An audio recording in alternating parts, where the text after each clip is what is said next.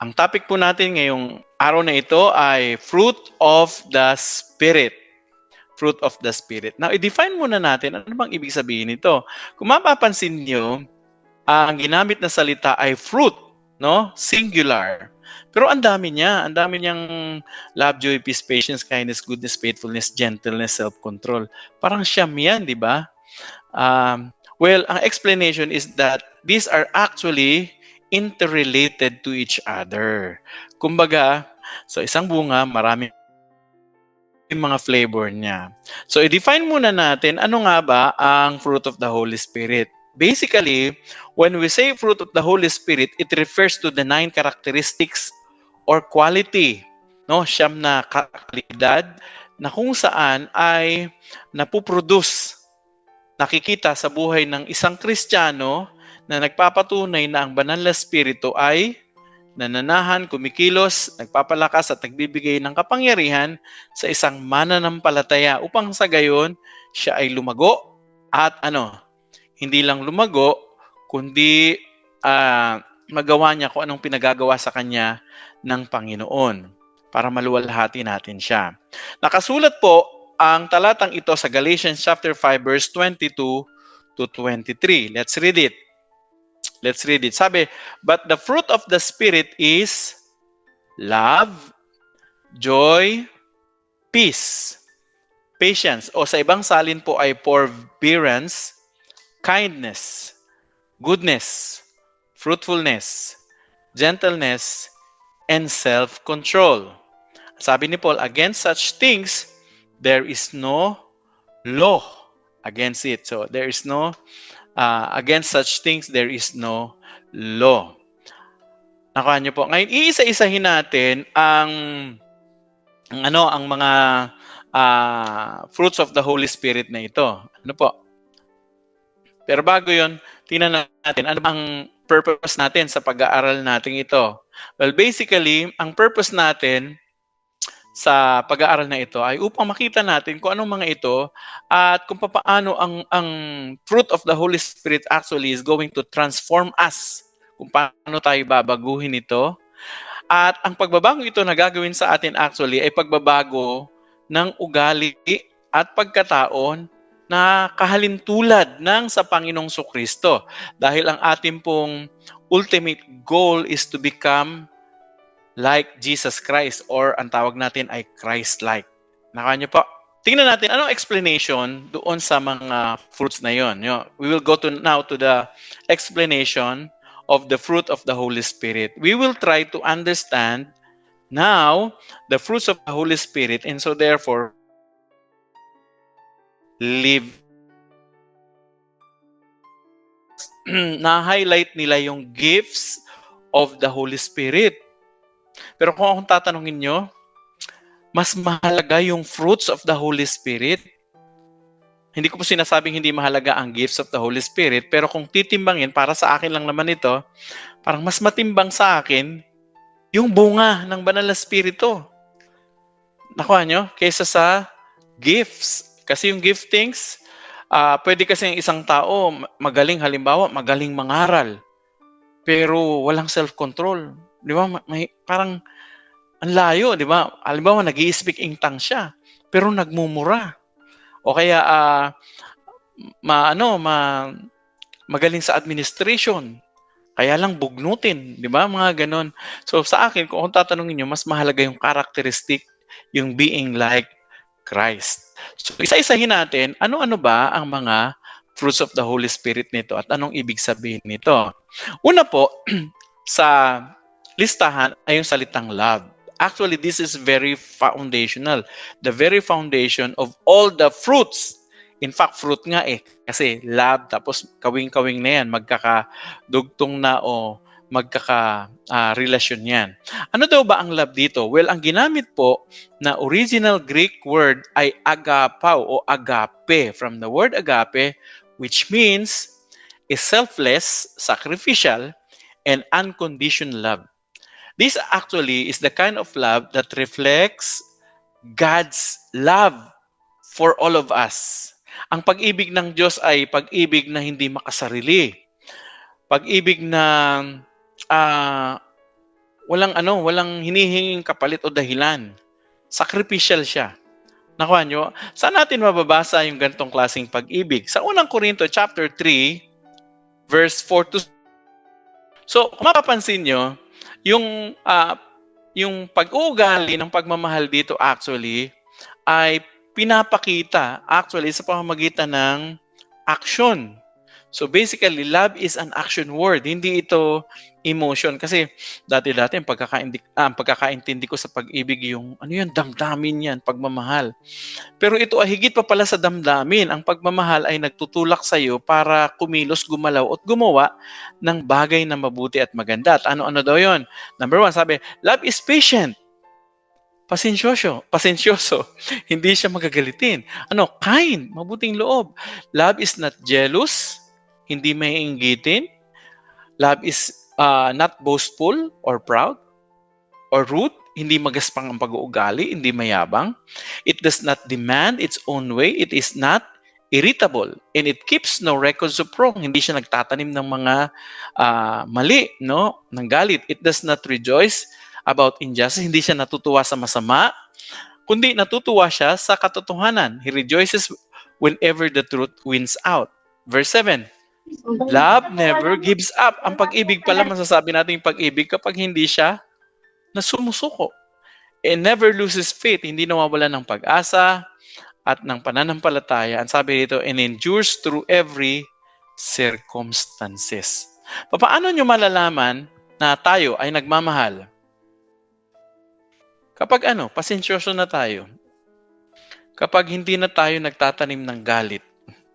Kapag hindi na tayo magaspang ugali. Yun, dun talaga tayo totoong nagmamahal.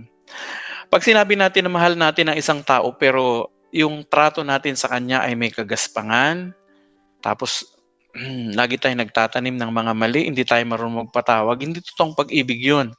Kasi nga ang pag-ibig, selfless. Ang ugali ng pag-ibig ay pag-ibig na nagbibigay, nakatuon doon sa tao, hindi para sa ating sarili. Yan ang pag-ibig at yan ang unang-unang flavor ng bunga ng banal na spirito. Love. Now, ito ang sabi sa atin ni Jesus, John chapter 15 verse 12. Sabi dito, this is my command, that you love one another as I have loved you. Alam nyo, itong command na ito, itinatawag na new command of Jesus. Alam nyo kung bakit? Kasi ang dating command, yung pag-ibig na mahalin mo ang kapwa mo katulad ng pagmamahal mo sa iyong sarili. Yun yung unang-unang tawag pa nga natin doon ay golden rule, di ba? Mahalin mo ang kapwa mo katulad ng pagmamahal mo sa iyong sarili. Pero alam nyo, nung dumating ang Panginoong Kristo, binago niya yun eh. Hindi na katulad ng iyong sarili, kundi ang basihan na, hindi na yung sarili, kundi ang basihan na yung pagmamahal ng Panginoon. Kaya nga bagong utos, sabi ni Jesus, ito na ngayon ang utos ko sa inyo. Mahalin nyo ang ibang tao o ang kapwa nyo. Papaano na? Anong basihan na? Katulad ng pagmamahal ni Jesus sa atin. Paano ba nagmahal si Jesus? Selfless, sacrificial, unconditional. And that is the kind of love that Jesus wants us to exercise and to give also to others. 1 John chapter 4 verse 7 to 12. Sabi ni John, Beloved, let us love one another, for love is of God, and everyone who loves is born of God. Sabi niya, mga kapatid, magmahalan tayo kasi ang mga nagmamahal ay galing sa Panginoon, ipinanganak sila ng Panginoon. So ito mga kapatid, ang totoong makakapagmahal lang talaga ng supernatural kind of love, yung fruit of the Holy Spirit, ay yung mga tao na pinananahanan ng mga kapatid. Huwag nating expect na ito magagawa ng hindi pa mananampalataya, yung sacrificial love. Huwag nating asahan sa kanila. Maaring nagmamahal sila pero hindi yung klase ng pagmamahal na sinasabi ng Biblia. Sabi ni John, for God is love. You see, the very nature of God is love. Meaning to say, pag sinabi natin nature niya ang love, sa lahat ng kanyang ginagawa, sa lahat ng kanyang sinasabi, sa lahat ng kanyang desisyon, nakapaloob lagi doon ang pagmamahal. Kahit yung mga bagay na pinararana sa atin ng Diyos, may pagmamahal yun. Bakit? Kasi alam ng Diyos kung anong ginagawa niya. Katulad nga nung sinabi ko sa inyo kanina nung introduction, dami nating problema, di ba? Pero eventually, yun nga, God was talking to me. Sabi ko, Lord, dami kong problema, dami kong iniisip. Pero God tells me, June, actually your problem is my platform so I can show my glory to you. Yung problema mo actually ay pagkakataon ko para ipakita ko ang kapangyarihan ko sa iyo. At hindi lang yun, pati pagmamahal niya. Sabi niya rito, the love of God was manifested toward us that God has sent His only begotten Son into the world that we might live through Him. So ang example ng pagmamahal ng Diyos ay pinakita niya ultimately through Jesus Christ. Sabi niya, and this is love, not that we love God, but that He loved us and He sent His Son to be the propitiation for our sins. Beloved, if God is so love us, we also ought to love one another. So nagmamahal tayo basically kasi naranasan natin ang pagmamahal unang-una galing sa Diyos. Nakuha nyo? Alam nyo, sabi nga nila, you cannot give something that you do not have. So kung ako ay magmamahal at magbibigay ng pagmamahal, dapat may tinatanggap muna ako at na-experience na pagmamahal kay God para nang sa ganun ako din makapagbigay ng pagmamahal. Just like I said, loving, just like Jesus loved us, is a supernatural characteristic that we need the Holy Spirit to work in our lives. So ang unang-una po, love, pagmamahal po ayan ang una. So, ang pangalawa po, na bunga ng banal na espiritu ay joy o kagalakan. If we're going to define joy, ang ibig daw sabihin niyan ay deep sense of gladness, so malalim na kagalakan, at hindi lang basta kagalakan, contentment. And this joy and contentment is not actually dependent on circumstances. Ano ibig sabihin niyan? Hindi ito nakabase sa paligid natin, sa kung anong nangyayari. Bakit? Kasi yung joy na yan, nasa loob natin. At ang joy na yan, o ang kagalakan na yan, ang nagbibigay niyan ay ang Panginoon. Saan natin mababasa o maibabase ang joy na iyan? Sabi Philippians chapter 4 verse 4, rejoice in the Lord.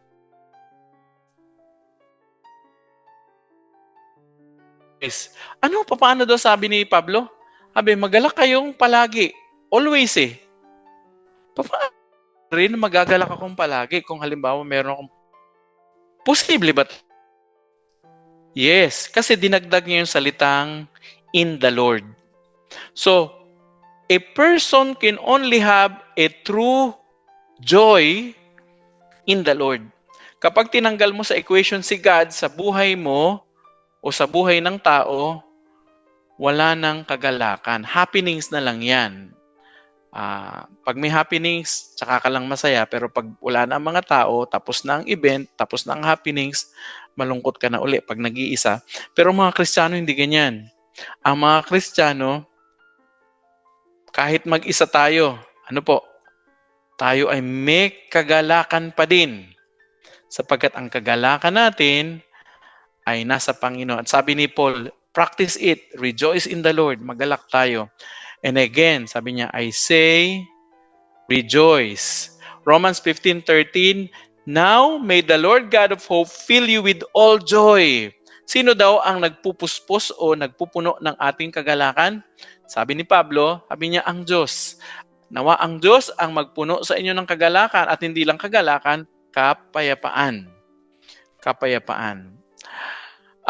Sabi niya, that you may abound in hope by the power of the Holy Spirit. Mga kapatid, siguro ang ilan sa inyo, you are asking actually for blessing, just like me. I mean, I will be very honest with you. I'm praying for blessing. I'm praying for breakthrough. May mga pinagpipray ako kay Lord, specific, Lord, kung maaari, bibigyan niyo ito, bibigyan niyo ito.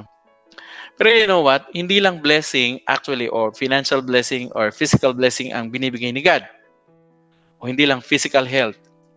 Ang binibigay niya along with the blessing is the joy and the peace. Bakit kaya sinamahan ni God yung blessing ng joy and peace? This is what I realize.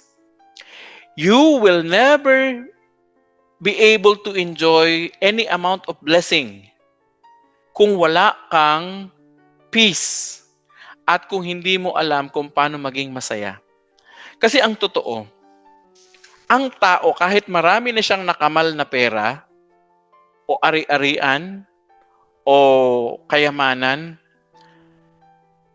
pag wala siyang kakontentuhan, hindi niya maatin yung kagalakan. Itong nakalipas na mga weeks, I was watching one of the influencers sa Facebook. Nalulung siya sa ayokong pangalanan, nalulung siya sa sugal. At sabi niya, during the time, nananalo talaga siya, nananalo siya. At pag nananalo siya, biglang yung kanyang napanalunan, maabot ng 100,000 eh. Ewan ko, umabot ng milyon yung mga napanalunan niya. Online sugal ito ha. Mabilis lang din nawawala sa kanya. Tapos hanggang sa nalulung siya. At eventually, na-realize niya, talo daw siya. Sabi, walang panalo talaga sa sugal. Ang tanong ko, bakit sugal ka pa rin ng sugal? Alam niyo kung bakit? Because the heart of a person is without contentment. And normally, yung pusong walang kakontentuhan, yung walang totoong kagalakan. Another thing, we need peace. We need peace. Why? Because you cannot enjoy any amount of blessing if your surrounding is not peaceful. Let me illustrate that. During the time of the Japanese occupancy in the Philippines, ang lolo ko po, nagkikwento sa amin, buhay na sila. Ang lolo ko, meron silang malawak na lupain at kanyugan sa probinsya. Kaya lang hindi nila ma-enjoy yung bunga ng kanilang mga pananim. Alam niyo kung bakit? Kasi during that time, merong war. There is no peace.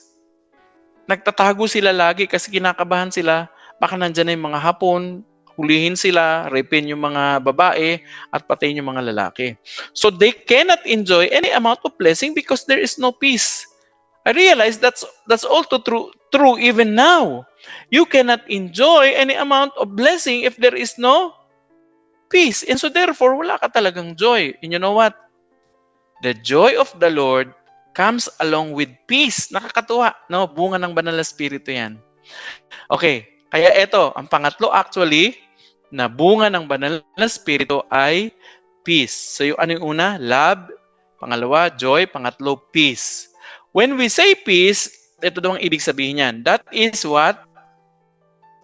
An inner calmness and serenity that comes from trusting God even in difficult situation.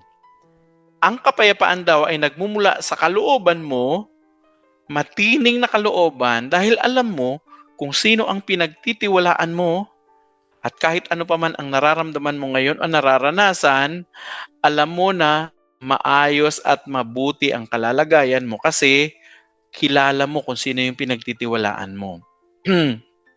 Anong sabi sa Bible? Philippians 4:7, sabi niya, "And the peace of God, which surpasses all understanding, will guard your hearts and minds through Christ Jesus." Alam niyo po ba, itong kontekstong ito ay nakapaloob sa konteksto ng pananalangin. Sabi ni Pablo, pray. Pray all things that you want to pray. At tapos dinugtong niya ito, "And the peace of God, which surpasses all understanding, will guard," ano daw ang babantayan niya? Yung puso natin saka yung isip natin. Bakit napakahalaga na ang puso natin at isip natin ay magkaroon ng kapayapaan?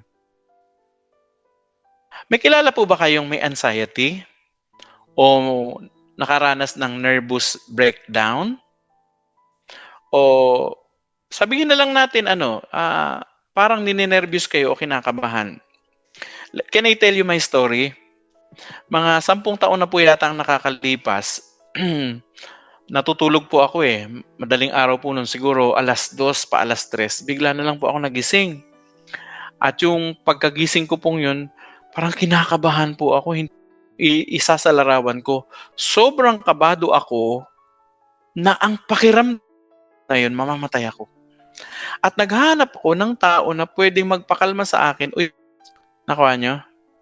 Yeah, nagtaas ng kamay si Sister Joanne. Nakaranas ka rin yan, Sister Joanne? Yes. Opo. Oo. So, yeah, ganun po ang naranasan ko. Alam nyo, sobrang kabado ako na ang ginawa ko para mapakalma ko yung puso ko. Naglakad-lakad ako, tumalon-talon ako, pero lalong na-intensify yung kaba ko. At para ako talagang mamamatay. Yung asawa ko si Joanne ay nasa tabi ko. Gusto ko siyang gisingin para, tawag nito? Gusto ko magpayakap, magpa-comfort.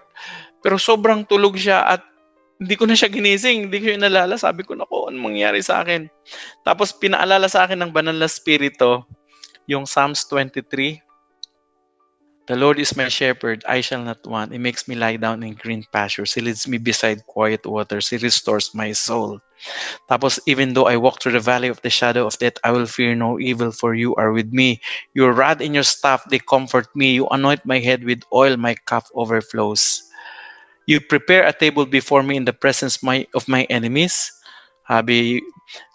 You anoint my head with oil, my cup overflows. Tapos yung bandang huli, sabi doon, surely goodness and mercy will follow me all the days of my life, and I will dwell in the house of the Lord forever. Inano ko po yun, kinabisa ko po yun. Matagal na, kabisado ko na yun. At, nire-recite ko. During that time, pinaalala sa akin ng banal na spirito. And the Lord impressed to me that I need to come to the Lord clean. So, ang ginawa ko po, lumapit ako sa Panginoon, nag-confess ako sa Kanya, Lord, may mga ginagawa ako hindi tama yata. O will you search me if there's any offensive ways na ginawa ko sa iyo, kung nakasakit ako ng tao, patawarin niyo po ako. Tapos ni-recite ko po na malakas yung Psalms 23. Pagdating po doon sa talatang, sabi doon, even though I walk through the valley of the shadow of death, I will fear no evil. Alam niyo, unti-unti, yung takot ko, nag-subside, bumaba. At ang prayer ko sa Panginoon, Panginoon, bahala ka na sa akin. Sige, kung mamamatay ako ngayon, in fact, ganito prayer ko, Lord, kung mamamatay ako ngayon, sige po, mamamatay ako, kung yan ang kalooban mo, tatanggapin ko. Basta po, sa iyo ako. At ikaw ang bahala sa akin. Alam nyo, nung sinabi ko yun sa Panginoon, nung nagpe-pray akong ganun, tapos nire-recite ko na yung Psalms 23, even though I walk through the valley of the shadow of death, alam nyo, merong hindi ko malirip na kapayapaan, hindi maintindihan na kapayapaan, hindi ko maipaliwanag na kapayapaan ang lumukob sa akin. At alam nyo, nakatulog ako nun. Gabing yun. Bakit? Kasi alam ko, sa Panginoon ako. Kahit sa Panginoon ako. In fact, sabi sa last verse, surely, sigurado, me all the days of my life, and I will dwell in the house of the Lord for Panginoon. Doon ako nagkaroon ng sobrang kapayapaan. At alam nyo, anxiety, yung mga nakakaranas dyan ng kabagabagan, nininervyos kayo, nag-aalala kayo sa kinabukasan nyo. Alam nyo, si Jesus, ang Holy Spirit, ang ating Diyos, ay nagbibigay ng kapayapaan sa buhay natin. Isaiah 26 verse 3, sabi dito ni Isaiah, sabi, you will keep him in perfect peace. Sino daw? Whose mind is stayed on you. Yung salitang stayed dyan ay focused. Sino daw ang binibigyan niya ng perfect peace? Yung mga taong nakapokus sa Diyos. Bakit daw? Because He trusts in you. So yung mga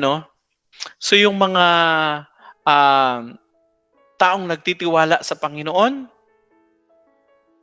sila yung may kapayapaan. Doon lang naman talaga tayo na gugulo, di ba? Kapag nakakalimutan natin na hawak tayo ng Diyos at ang pinakamabuti ang kanyang nais sa atin. Nakuha niyo po. Next flavor or fruit of the Spirit is patience. Patience. Sa ibang salita, ito po ay long suffering. Ibig sabihin, matagal magalit o mainis. Ano daw ito? This is the ability to endure difficult circumstances with the spirit of perseverance. Ang picture daw nito ay dinamita, dynamite. Pero merong mahabang pise. Alam mo yung sindihan, yung wick? Pag sinindihan yun, long suffering. Ibig sabihin, mahaba, matagal bago siya pumutok. Nakuha nyo? That is the picture of patience. Nakuha nyo? James chapter 1 verse 2 to 4, my brethren, count it all joy. Sabi, ituring yung kagalakan when you fall into various trials. Bakit?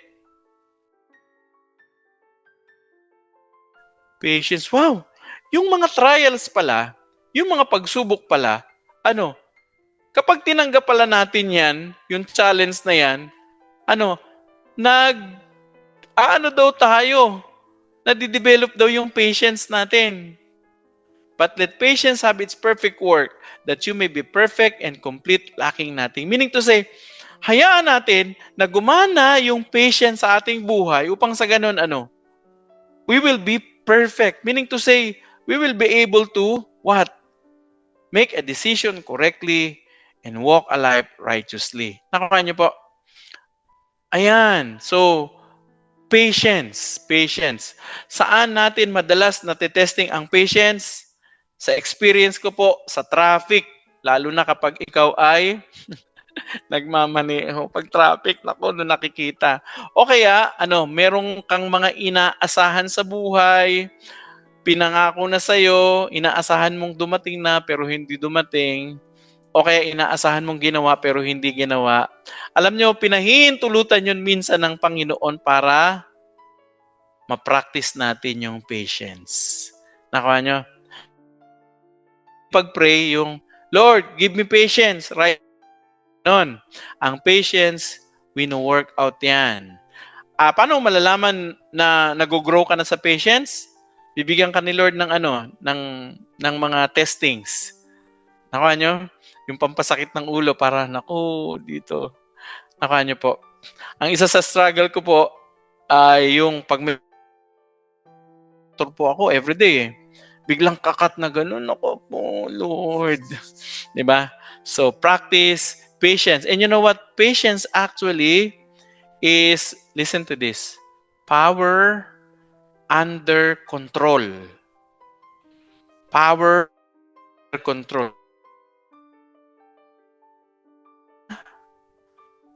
Pero kontrolado mo. Nakuha nyo? That is, okay. With all lowliness and gentleness, with long suffering, bearing with one another in love. Ephesians 4, verse 2. Nakuha nyo po. Now, sabi, Ephesians chapter 4, verse 2, always be humble and gentle, be patient with each other. Ayun, binanggit po yung salitang patience. Making allowance for each other's fault. Paano daw tayo magiging patient? Paano tayo magiging pasensyoso o malawak ang ating pangunawa? Sabi niya, bigyan nyo ng allowance. Kumbaga pa, mag-adjust tayo. Tayo ang mag-adjust. Nakuha nyo? Kaya lang naman tayo pumuputok at sumasabog pag hindi tayo handa na magbigay ng allowance. 'Di ba? O palo ng konting, 'di ba? Kung ayaw nating magbigay, doon sumasabog tayo. At lalo na kung masyadong mataas na ang tingin natin sa ating sarili. 'Di ba? Hindi, ito talaga 'yon. Ito ang standard ko. Ayan. Mga kapatid, sabi, making allowance for each other's fault because of your love. Okay, ang kasunod po ay, aside from patience is kindness. Kindness. Ano ba sa Tagalog ng kindness? Kabutihang loob? Okay. Kindness o, Sabi rito, the quality of being friendly, generous, and considerate. Yan. Parang ano yata ito, no? Kind ay mabait, no? Kasi yung isa, goodness, mabuti. Tingnan natin, ha? So, pagiging ano daw tayo? Friendly, generous, and considerate. Alam nyo, isa sa mga taong very attractive ako, no? Attractive, meaning to say yung mga taong gustong-gusto kong kasama, ay yung mga taong number one ay mahaba ang pasensya. Pangalawa, generous. Ewan ko ba? Di ba? Mga kapatid, ang sarap kasama ng generous at friendly. At hindi lang yun, very considerate. Very considerate sa'yo. Di ba? In fact, napapansin ko rin yun, when I practice kindness, being friendly and generous, I easily win friends. No, kung gusto mong magkaroon ng kaibigan, napakadali, maging generous ka. Nakuha niyo. Okay, now Ephesians chapter 4 verse 32 sabi, instead be kind to each other, tender-hearted, forgiving one another, just as God through Christ has forgiven you. Yung pagiging mabuting kalooban, kasama pala dyan yung pagiging mapagpatawad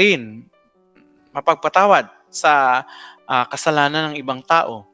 Titus chapter 3 verse 4 to 5 sabi dyan, but when the kindness of God our Savior and His love for mankind appeared, He saved us not on the basis of deeds which we did in righteousness, but in accordance with His mercy by the washing of regeneration and renewing by the Holy Spirit. Alam nyo, ang verse na ito speaks about our salvation, how we got o how we receive salvation from the Lord. Paano daw tayo ng hindi dahil meron tayong mga ginawang kabutihan o mababait tayo. God. Nakuha nyo? So, ang pagiging mabuti pala o yung kindness pala, yung kahit wala pa sa yung ginagawang kabutihan yung isang tao, gagawan mo na kasi gusto mong may mabago sa kanyang buhay. Di ba? May ginagawa din siya sa akin. Sabi ba? Sa akin. Ang mentality natin minsan yung yung reciprocal, yung may kapalit. Pero ang pagiging mabuting loob ay hindi ganoon. Binibigay mo na kahit wala pang kapalit o hindi ka umaasa ng kapalit. At ganoon ang banal na espiritu, ganoon ang Diyos natin nung binigyan tayo ng buhay na walang hanggan, hindi dahil may ginawa na tayong kabutihan, kundi dahil sa kanyang habag, tingnan nyo, His mercy, and of course, by the regeneration and renewing of the Holy Spirit. Another flavor or fruit of the Holy Spirit is the word goodness. Pag sinabi daw na goodness ay moral integrity and the desire to do what is right. Ano ibig sabihin ng moral integrity? Sa kalooban mo, yun talaga yung sinasabi. Ang sinasabi ng kalooban mo na gawin yung tama at mabuti kahit walang nakakakita. Yun ang pagiging mabuti. Yung kanina kabaitan eh. Ito hindi kabaitan, ito ay kabutihan. Nakuha nyo?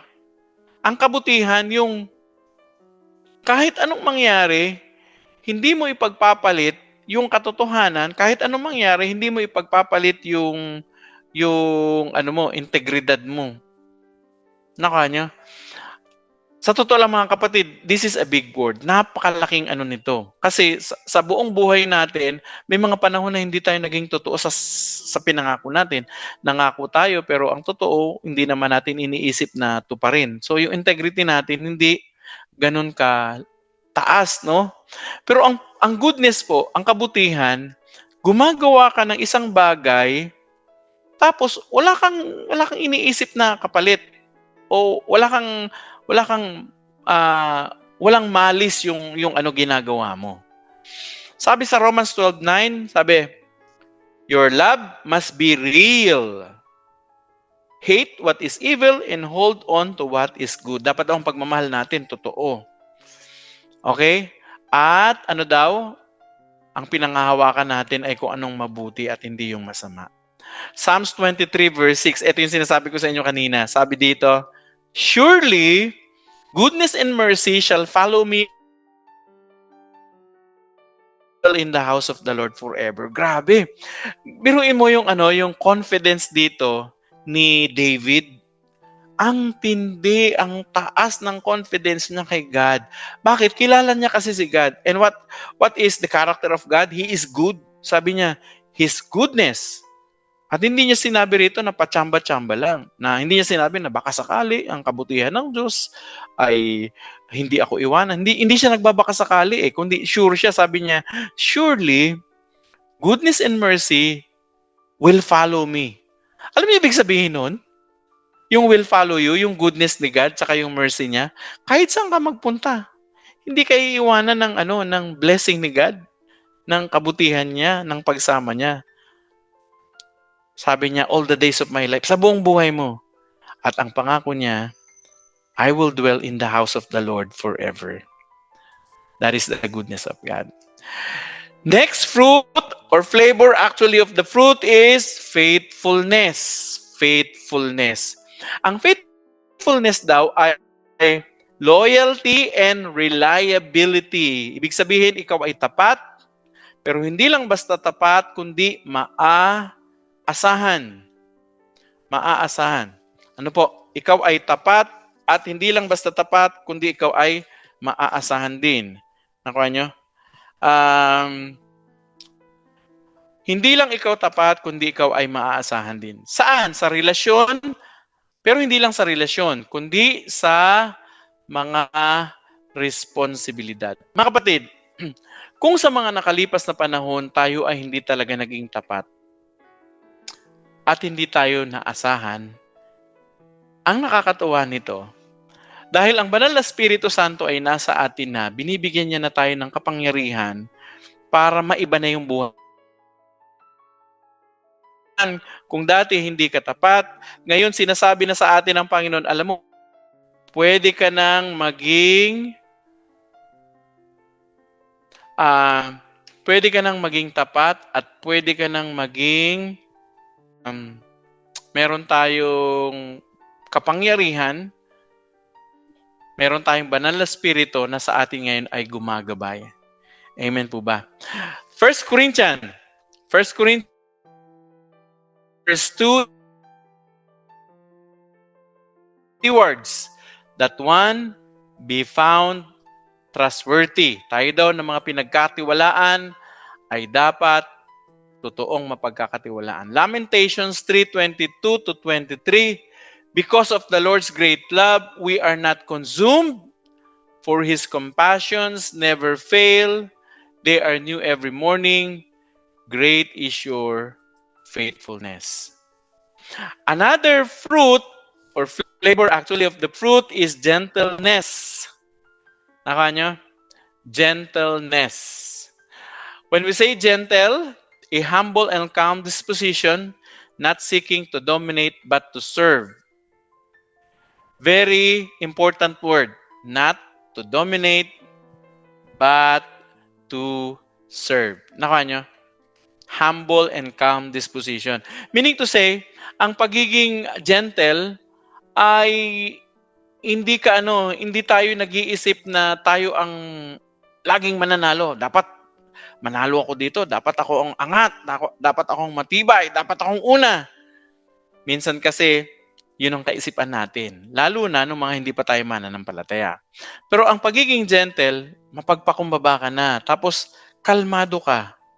Alam mo kung sino ka at alam mo kung saang lugar ka at alam mo kung sino ang Panginoon at Diyos mo, kung kanino ka. Kaya kalmado ka lang. Normally, ang tao na gentle, a person that is gentle is a person who knows how to surrender. Nakuha nyo? He knows how to surrender. Philippians 4:5 sabi, let your gentleness be evident to all. The Lord is near. So inaasahan sa atin, sabi niya, hayaan nyo na makita sa inyong buhay ang inyong pagiging gentle. Matthew 11:29, take my yoke, sabi ni Jesus, siya ang dapat nating tularan. Sabi niya, take my yoke and learn from me. Why? Because Jesus, sabi niya, for I am gentle and humble in heart. And what? And you will find rest for your soul. Nakuha nyo, si Jesus daw yung ating pwedeng tularan. Alam nyo, nakakatuwa kay Jesus. Kasi pinakita niya sa atin yung example. Anong ginawa ni Pedro nung sila ay nasukol na ng mga sundalong Romano? Kinuha niya yung kanyang itak sa kanyang bewang, tapos tinaga niya yung isa, tinamaan sa tenga, naputol yung tenga. Anong sabi ni Jesus? Sabi niya, Pedro, hindi ganyan. Binalik niya yung tenga dumugtong ulit. Sabi niya, ang nabubuhay sa tapak, mamamatay sa tabak. Sabi niya, kung kailangan ko, sabi ni Jesus, kung kailangan ko ng tulong, I can easily, sabi niya, madaling-madali akong makakatawag ng libu-libong anghel. Nakuha niyo? Pero hindi yung ginawa ni Jesus. Bakit? Because he was very gentle and he actually surrendered himself to the will of the Father. Nakuha niyo? Alam niya kung sino siya at alam niya kung anong kaya niyang gawin. Pero hindi niya yun ginawa kasi nagpasakop siya sa kalooban ng Diyos. Yun ang pagiging gentle. Ano pa? Number 9. This is actually the last fruit, or I should say flavor of the fruit, self-control. Self-control. When we say self-control, this is actually the ability to control our desire and impulses, especially in challenging situations. Alam niyo po, tayong mga tao ay may gustong maabot. Nyo? Gustong maging tayo. Kaya lang, ito ang problema natin.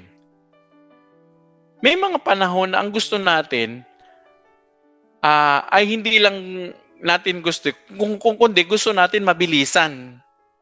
'Di ba? We want to make things fast. Kaya nga nauso yung expedite yung may pila. Uy, pwede bang sumingit, expedite? Yung mga nagmamadali,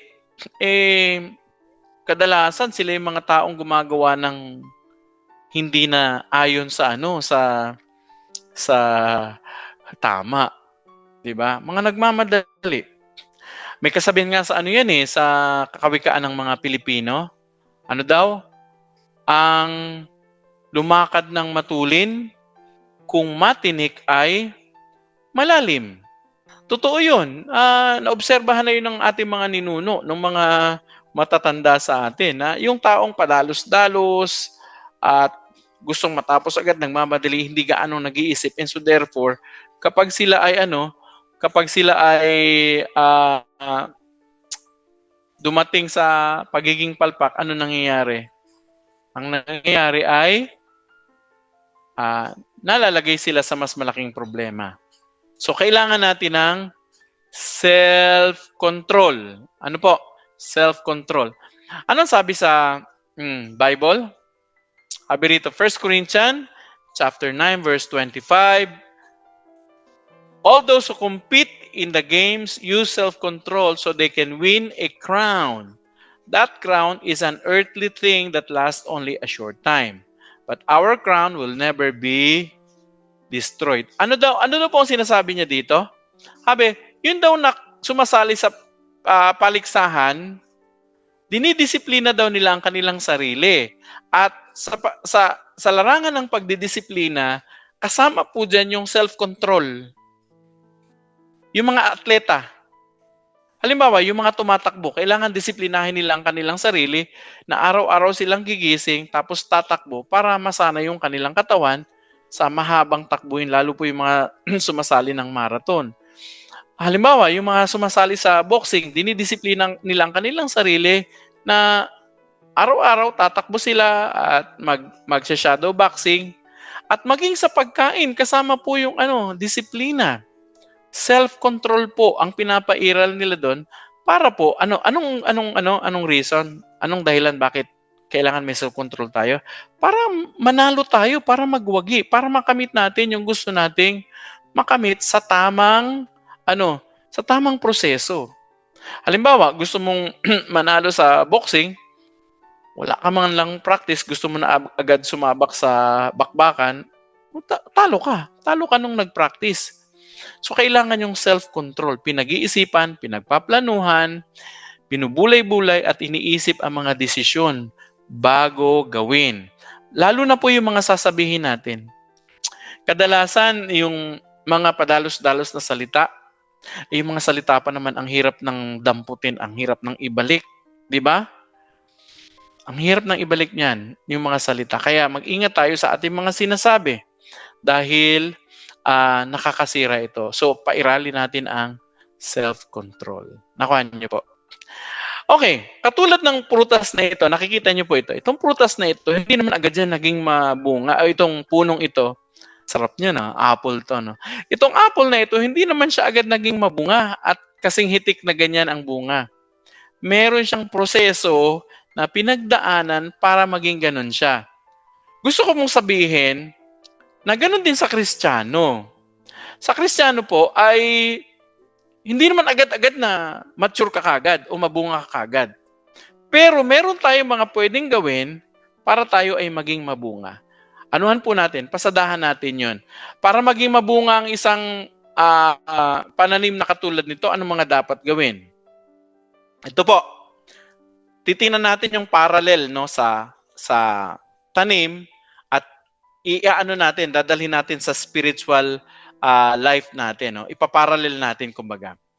Okay, sa plant, ito ang mga dapat mong gawin para makapag-harvest ka ng maraming bunga. Number 1, dapat may preparation ng soil. Kukultivate mo yan, iba pa nga, tinitreat pa nga yung mga soil kasi kung acidic siya, tinitreat siya. Pine-prepare. Pangalawa, planting of the seed. So, nagtatanim ka, paano ka naman magkakaroon ng bunga kung walang seed? Diba? Kailangan may seed. Merong punla. Pangatlo, yung punla na yun, habang lumalaki, binibigyan mo siya ng tubig tsaka ng enough sunlight. So, ina-expose mo siya. May mga halaman na kailangan na maraming araw o maraming sunlight ang kailangan sa kanila at tubig. Katulad halimbawa, nagtanim po ako ng bougainvillea. Nalaman ko na ang bougainvillea pala, yung tangkay lang pwede mong itanim. Pero may technique siya. So, kailangan may tubig at enough sunlight. Pagkatapos nun, syempre, sasamahan mo ng fertilizer para lumago, maging malusog, at syempre, lilinisin mo siya.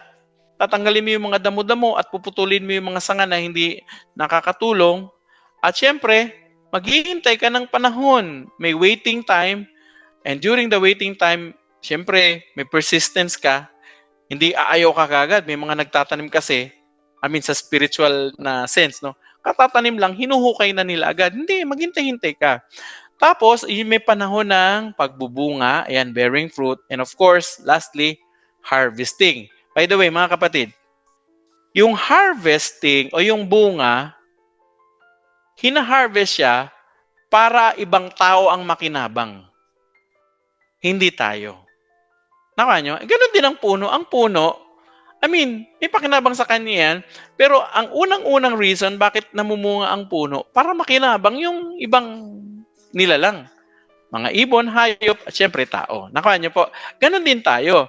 Bakit natin gustong mamunga tayo? Mamunga ang Banal na Espiritu Santo sa ating mga buhay?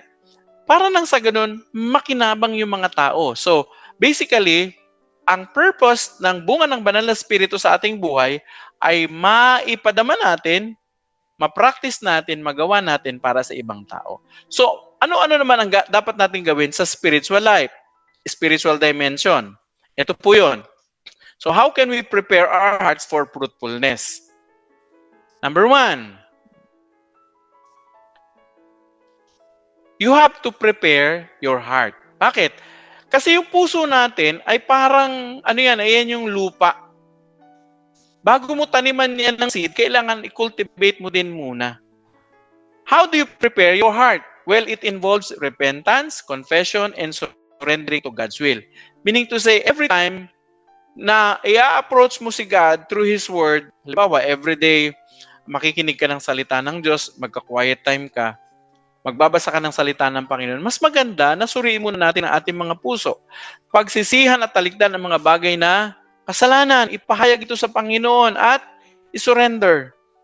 Alam nyo, maraming mga tao gustong umasenso o sa kanilang buhay spiritual, ibig sabihin mag-mature, pero hindi mabitaw-bitawan yung kanilang mga kasalanan. Nagbibisyo pa rin, may mga sideline pa rin. May mga sites pa rin sa internet na binubuksan na kahit hindi ka lugod-lugod sa Panginoon. Alam niyo mga kapatid, hanggat hindi natin sinosurrender yung mga yon, hindi handa ang ating puso para i-cultivate yung seed na mamumunga sa ating buhay. Nakuha nyo? So ano yung seed naman na dapat ay itatanim sa ating puso? Ito po. Number 2 step, you have to receive the Word of God daily and regularly. This involves reading the Bible, listening to sermons, and attending church. Bakit? Kapag nagbabasa ka kasi ng Bible, nakikinig ka sa mga Bible study, sa sermons, at uma-attend ka ng church, na-encounter mo si God. Talaga? Yes, sa church. Ang church actually is designed by God so you and I will be able to encounter Him. Bakit? Kasi ang promise ni God, if there are 2 or 3 gathered in His name, there I am with them. So kapag may mga, katulad nito, ito, Bible study, Jesus is with us and He is speaking through this message. So you have to receive the Word daily by doing your quiet time and of course, attending Bible study. Yung Bible study naman natin, weekly, no? At syempre yung church ay every Sunday. So, pangatlo, syempre kailangan mong i-fertilize, di ba? Inori. So, spend time in prayer. Bakit? Prayer kasi nourishes our souls and connects you to the source of life. Nakuha nyo? Sa pamagitan ng panalangin, parang kinukultivate natin yung heart natin. And you know what? Ang prayer, hindi lang ito puro salita. Ang prayer ay pananahimik din, pakikinig. Pakikinig sa sasabihin sa iyo ng banal na Espiritu. Ang panalangin, ito din yung mga bagay na pinapangarap mo at sinisimulan mong gawin. Mga kapatid, mas effective ang prayer kapag hindi mo lang siya hiningi, hindi mo lang siya sinabi, kundi iniisip mo din siya at sinisimulan mo ng gawin. Nakuha nyo? That is, you spend time. Ano pa? Of course, you have to fertilize, di ba? Deepen your relationship with God. So how do you deepen your relationship with God? You have to practice listening to God. And how do you practice listening to God? Practice solitude, prayer and fasting, and of course, you can also do Bible memorization. Alam niyo, isa sa mga spiritual discipline ng mga church fathers o yung tinatawag na solitude. Alam niyo, ibig sabihin ng solitude? Yun yung laan ng panahon upang hanapin ang kalooban ng Diyos, suriin ko anong nais niya, pakinggan ko anong sinasabi niya sa atin. Ito ay pagiging pagtitining ng kalooban at ang nais mo lang, Panginoon, mangusap ka nga po sa akin. And you know what? Kailangan natin pagtagumpayan yung mga social media sa panahong ito. Kaya kung kayo po ay magpa-practice ng solitude, yung quiet time, o yung time na kung saan ay gusto nyo marinig ang Panginoon, ilayo nyo muna ang inyong mga cellphone. Nakuha nyo, wala mo ng gadgets, TV, radyo, yan. Ang gawin nyo lang po, pagbabasa ng Bible at pagninilay-nilay ng kanyang kalooban. So, deepen your relationship with God. Ano pa? Of course, you have to remove. Katulad nung sa puno o sa halaman, tinatanggal natin yung mga weed, yung mga damo at yung mga bulok na tangkay. So, you have also to remove hindrances. Ano yung mga hindrances sa ating buhay? Unconfessed sin. Unforgiveness. Ayan. So, you have to confess sins. Alam niyo, ito ang isa sa nakita kong magandang practice. Kung meron ka halimbawang kasalanan na paulit-ulit na ginagawa mo at parang hindi mo matakas-takasan, ang isa sa pinakamagandang paraan, maghanap ka ng mapagkakatiwalaan mong Kristiyano at maiintindihan ka at sa kanya mo ikumpisal. Sa kanya mo sabihin. At sabihin mo sa kanya na pwede ba kitang maging prayer partner pag pray mo ako sa weakness kong ito. And you know what? Kapag may nakakaalam na ng kasalanan mong yan, mas magiging malakas ang iyong kalooban at ang iyong pagpipigil para hindi na gawin uli yung kasalanan yon kasi may nakakaalam na eh. So, confess your sins. Forgive people, especially yung mga matatagal nang nakasakit sa inyo, nakalimutan nyo na yata, pero paminsan-minsan nasa kalooban nyo pala, no? Pag nakanti yung damdamin nyo na yun, naaalala nyo yung taong nanakit sa inyo nung elementary, high school, nakuha nyo kung saan man, kamag-anak na nag-alimura sa inyo, binaba kayo, o kaya ay ginawan kayo ng hindi tama. Forgive them.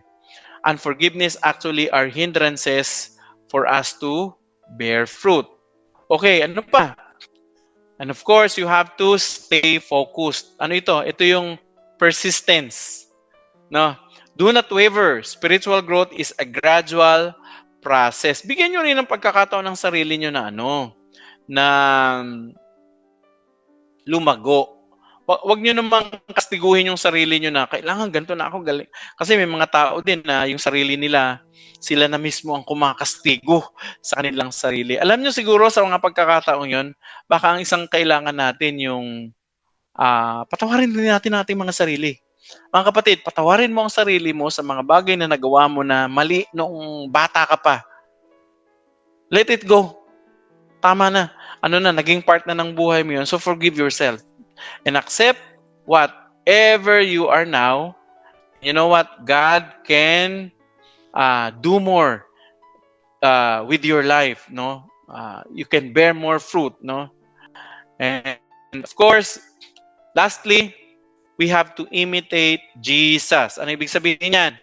Tularan natin si Jesus. Alam nyo, ang Bible ay hindi lang siya,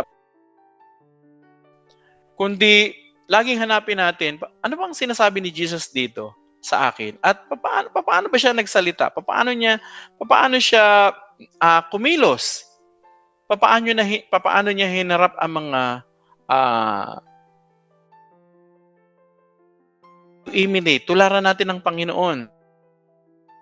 Mikat na yung ang tawag ay WWJD.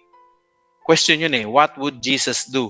Pag nalagay ka daw sa isang sitwasyon na hindi mo alam kung anong gagawin, tanungin mo ang sarili mo. Kung si Jesus ang nandito sa sitwasyon na yan, ano kaya ang gagawin ni Jesus? At kung ano naman ang sagot mo, that can be your guide so you can have a correct decision also. Nakuha nyo? So, yan. Tapos po tayo. Meron po tayong 4 na katanungan dito para po sa ating small group. Pero yung small group po natin, yung mga questions ipapasa din po sa inyo ni Sister Pearl sa atin pong chat box. Pero bago 'yun, conclude po natin. Ang banal na spirito po, kapag hinayaan natin siya na magbigay sa atin ng kalakasan, kapangyarihan at pangunguna, ang banal na spirito ang magbibigay sa atin ng supernatural work so that we will be able to bear fruit. At yung ating pong bunga ng banal na spirito ay ang pagiging katulad ni Jesus, at ang pagiging katulad ni Jesus ay para sa kapakinabangan ng ating kapwa, ng ating mga mahal sa buhay at ng mga taong nasa palibot natin. Ultimately, our purpose is that people will see how God changed us so that they will start to ask, bakit kaya? Paano siya nagbago? Anong nangyari? At kapag nagtanong sila sa atin, pwede natin silang i-point kay Jesus. Sasabihin natin, alam nyo, kaya ako nagkaganto dahil kay Jesus. At kapag tinanggap mo si Jesus sa puso mo, bibigyan ka rin niya ng kapangyarihan na mabago.